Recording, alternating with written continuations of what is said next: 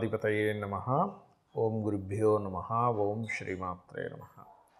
అరుణాం కరుణాతరంగితాక్షీం ధృతపాశాంకుశపుష్పబాణచాపాం అనిమాదిభిరావృతాం మయూకైః అహమిత్యేవ విభావయే భవానీం. శ్రీమాత్రే నమః. డిసెంబర్ మాస ఫలితాలు. ద్వాదశ లగ్నాల వారికి, లగ్నం తెలియని వారి రాశుల వారికి డిసెంబర్లో అసలు గ్రహస్థితి ఏ విధంగా ఉంది అని చూసుకున్నట్లయితే, ఫస్ట్ ఆఫ్ ఆల్ మనకి రాస్యాధిపతి అయినటువంటి కుజుడు వృశ్చిక రాశిలోని ఉంటూ 7వ తేదీ నుంచి మారుతున్నాడు. అదేవిధంగా రవి కూడా అక్కడే ఉన్నాడు, 16వ తేదీ నుంచి మారుతాడు. అలాగే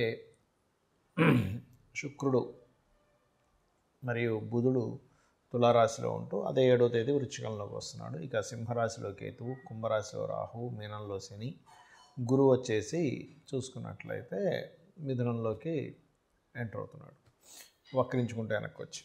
ఈ యొక్క గ్రహస్థితిని అనుసరించి అయితే ఈ 6వ తేదీ ఎంటర్ అవుతున్నాడు ఆయన. ద్వాదశ లగ్నముల వారికి, లగ్నం తెలియని రాశుల వారికి ఏ విధంగా ఉండబోతుంది, ఏ విషయాల పట్ల జాగ్రత్త తీసుకోవాలనేటువంటి అంశాలు ఒక్కొక్కటిగా తెలుసుకుందాం. అయితే ఈ విషయాలు చెప్తుంది నేనైనప్పటికీ కూడా చెప్పిస్తుంది సాక్షాత్ లలిత అమ్మవారిగా చెప్పిస్తుందనే భావంతో తెలుసుకుందాం. సింహం వారి కనుక చూసుకున్నట్లయితే మీ యొక్క లగ్నాధిపతి చతుర్థ భావంలో ఉన్నాడు. ఏదైనా రీసెర్చ్ రిలేటెడ్ నిగూఢమైనటువంటి విషయాలు ఇటువంటివి మీరు చదవడం జరుగుతూ ఉంటుంది. అదేవిధంగా కొద్దిగా కొత్త వ్యక్తులు, ముఖ్యంగా మీకు బిజినెస్ లైన్లో ఉండేటువంటి వ్యక్తులు కొంతమంది పరిచయం అవుతారు. అదేవిధంగా కొంత భూ సంబంధించినటువంటి వ్యవహారాలకు సంబంధించిన విషయంలో చిన్న చిన్న ఘర్షణలు మళ్ళీ మీ భూమికి రావడము ఇటువంటివి బలంగా చూపిస్తున్నాయి. తల్లిగారి విషయంలోని అదేవిధంగా అంటే తల్లిగారి విషయంలో కొంచెం, తల్లిగారి ఆస్తి విషయంలో కావచ్చు, తల్లిగారి విషయంలో కావచ్చు, కొంచెం తెలియని ఒక స్ట్రెస్ అయితే మీకు ఉంటూ ఉంటుంది. ఇక అదేవిధంగా గమనించినట్లయితే వివాహ సంబంధాలు, విదేశీ సంబంధాలు కుదురుతాయి అనేటువంటి చూపిస్తుంది. అష్టమ శని నడుస్తున్నందుకు కొన్ని నిందలు, అనవసరంగా కొన్ని విషయాలు మీరు ఇబ్బంది పడడం ఇటువంటివన్నీ కూడా గోచరిస్తున్నాయి. అలాగే దశమ స్థానాధిపతి ఎవరైతే సింహలగ్నానికి కానీ సింహరాశికి కానీ శుక్రుడు 4వ స్థానంలో ఉంటున్నాడో, వర్క్ ఫ్రమ్ హోమ్ అంటే ఇంటి నుంచే ఏదైనా జాబ్ చేయడము, లేదా మీ యొక్క జీవిత భాగస్వామికి విదేశీ సంబంధంగా ఉద్యోగ అవకాశాలు రావడము, కాస్త ఆ లగ్నంలో కేతు ఉన్నందుకు కొంత దేవతా సంబంధించినటువంటి ఆరాధన చేయడము, మరియు అలాగే స్పిరిచువల్ లైన్లోకి ఎక్కువగా వెళ్ళడము, ముఖ్యంగా ఉదయం నిద్రలేచిన వెంటనే కాస్త ధ్యానం చేస్తూ ఉండండి. తద్వారా మీకు భూమి మూలంగా రావాల్సిన ధనం రావడము, అందులో ముఖ్యంగా రియల్ ఎస్టేట్ రంగాల వారికి 7వ తేదీ తర్వాత నుంచి కొంత అనుకూలత అనేటువంటిది చూపిస్తుంది. ఇక మీరు నిత్యము చేయవలసిన దేవతారాధన కూడా స్కందుణ్ణి, దత్తాత్రేయుని ఎక్కువగా ఆరాధించండి. నిత్యము ఉదయం లేచిన వెంటనే కాస్త గణపతిని ధ్యానం చేయండి. తద్వారా మీరు ఏదైతే డైలీ లైఫ్లో కొన్ని పనులు ఉంటాయో, ఆటంకాలు ఏవైతే ఉంటాయో ఆ యొక్క ఆటంకాలు ఖచ్చితంగా తొలగిపోవడం జరుగుతుంది. చాలామంది నన్ను అడుగుతున్న విషయం ఏంటంటే, మీరు గోచార ఫలితాలు చెప్తున్నారు, ఈ గోచార ఫలితాలు కాకుండా మనం వార ఫలితాలని, మాస ఫలితాలు చెప్పుకుంటూ ఉంటాం కదా, అసలు పర్సనల్ చార్ట్ మూలంగా ఎటువంటి జాగ్రత్తలు తీసుకోవచ్చు, ఎటువంటి విషయాలు తెలుసుకోవచ్చు అని నన్ను చాలామంది అడుగుతున్నారు.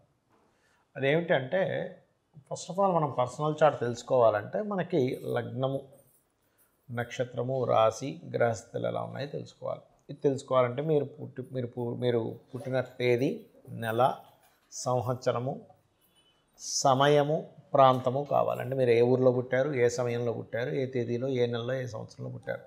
దానివలన మీ యొక్క గ్రహస్థితి అంటే మీరు పుట్టినప్పుడు ఉండే లగ్నం నుంచి గ్రహాలు ఎక్కడెక్కడ ఉన్నాయి, మనం పూర్వజన్మలో చేసుకున్న కర్మల మూలంగా ఆ గ్రహాలు అక్కడ స్థితి పొంది ఉంటాయి.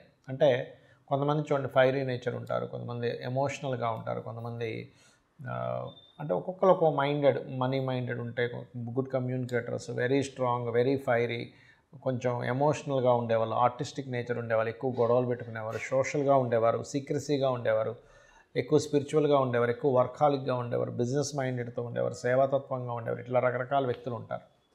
అది అసలు మీరు ఏమిటి, అసలు అలా ఉండడం వల్ల మీకు లైఫ్లో బాగుంటుందా బాగోదా అనే విషయాన్ని మీ తత్వం ఏంటని వెరీ క్లియర్గా జాతకం చూసి చెప్పచ్చు. బట్ డేటు, టైము, ప్లేసు ఇవి పర్ఫెక్ట్గా ఉండాలి.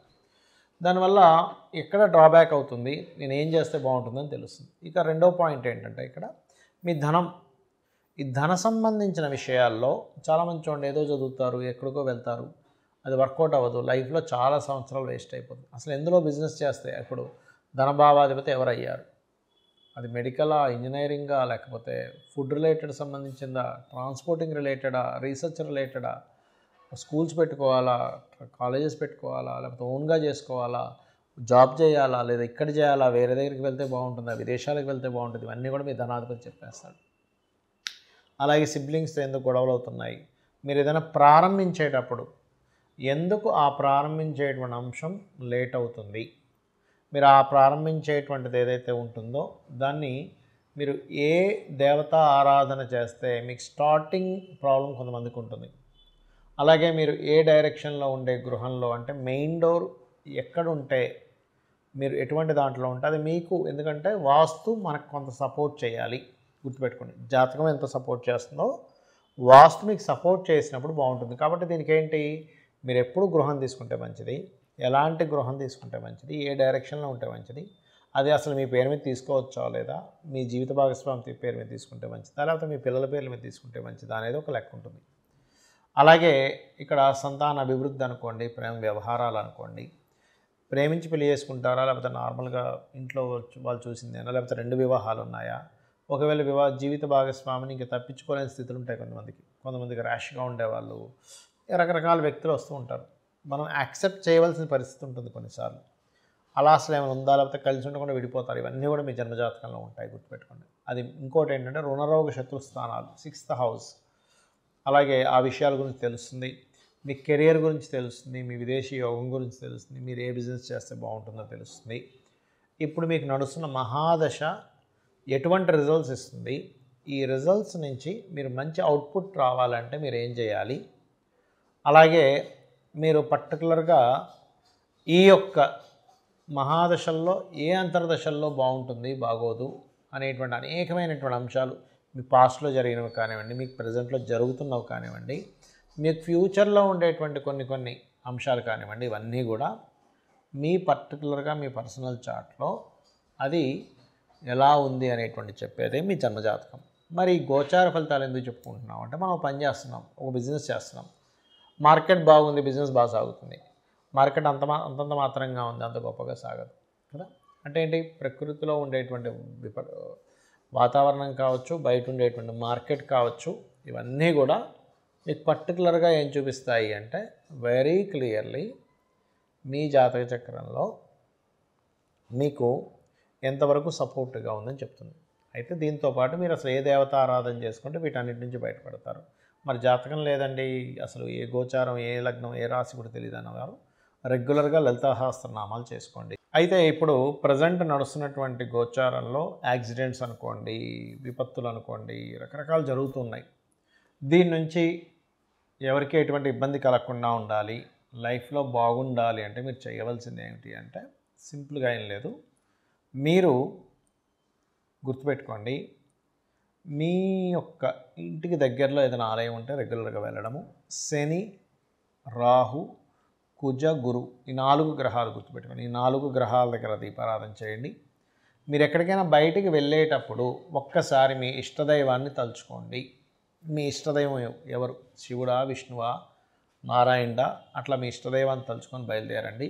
ఖచ్చితంగా మీకు ఇబ్బంది అనేటువంటిది కలగదు, గుర్తుపెట్టుకోండి. అదేవిధంగా గోశాలకు వెళ్ళడము, చండీ పారాయణం చేయడము, అదేవిధంగా దుర్గా అష్టోత్తరం చదువుకోవడం, ఇవి చేయండి, ఖచ్చితంగా మీకు బాగుంటుంది. శ్రీమాత్రే నమః.